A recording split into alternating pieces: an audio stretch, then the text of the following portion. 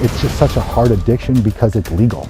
It's at every gas station. Spokane Mayor Lisa Brown plans to push for a full ban of kratom. Tonight we speak with people who've used it. Melting snow across the inland northwest means we're waking up to a round of black ice Wednesday morning before snow returns to the region on Thursday. Plus, the Spokane County Commissioners have unanimously passed the budget for next year. We are breaking it down for you tonight.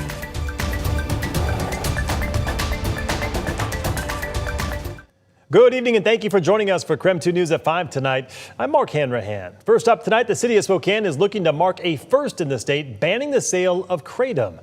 Mayor Lisa Brown says her proposed ordinance comes after concern from both police and health officials. KREM 2 Shannon Mowdy is getting reaction tonight.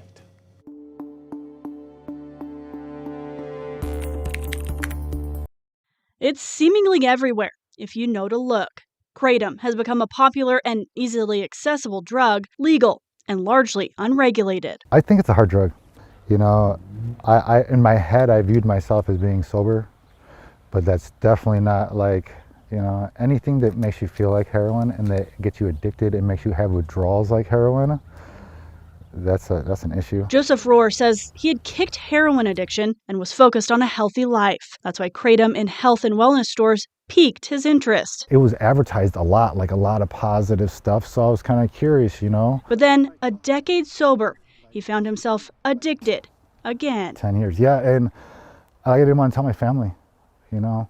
It was hard because like they still don't understand it. What do you mean you take some weird you got at the gas station? Kratom, a plant-based substance, is marketed as an energy booster, but the concentrated synthetic version is leading to warnings about overdose and death, and Spokane Mayor Lisa Brown's proposed ban. In small doses, kratom acts like a stimulant, says Jimmy Leonard with Washington's Poison Center. Kind of an upper kind of effect, like caffeine. At higher doses, it seems to work more like an opioid. The center reports 70 kratom-related calls as of September.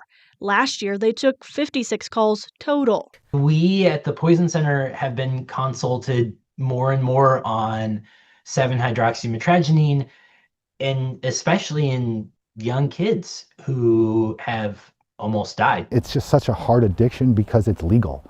It's at every gas station. It's like when you're kicking heroin, you can't just go to the gas station and get heroin. Yet there are others who say kratom actually helps people kick those hard drugs. The owner of this shop didn't want to go on camera, but says it is a natural, plant-based alternative to painkillers, and he fears this ban would bankrupt his business.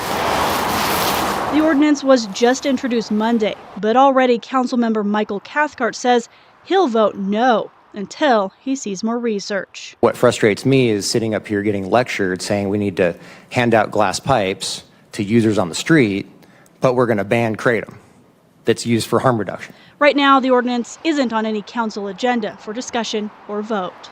Shannon Mowdy, KREM 2 News. All right, let's talk weather on this Tuesday evening with Chief Meteorologist Jeremy Lagoud. Jeremy, a busy night last night with the snowfall, another round earlier this morning. When does the next round arrive? Looks like not until Thursday, but we have an interesting couple of days of weather here. 31 degrees where we currently sit, and I'm here to tell you 31 feels a lot different right now than it did earlier today.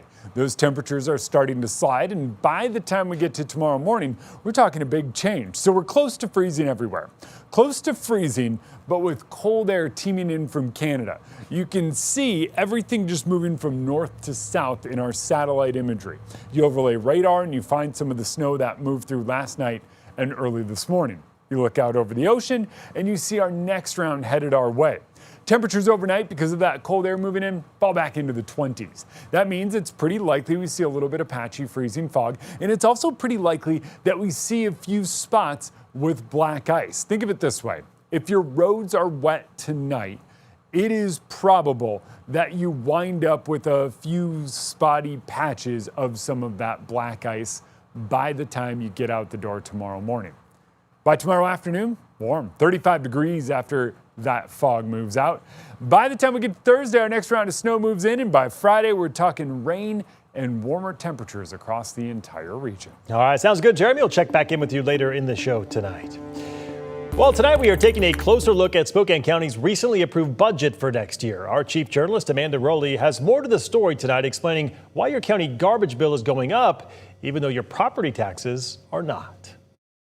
Spokane County held off on raising property taxes, but that doesn't mean everything stays the same. Waste management fees for your garbage are going up, but leaders say that increase is not part of the budget they just passed. The week before the Board of Commissioners adopted the 2026 budget, Spokane County's regional solid waste system announced an increase in budget rates.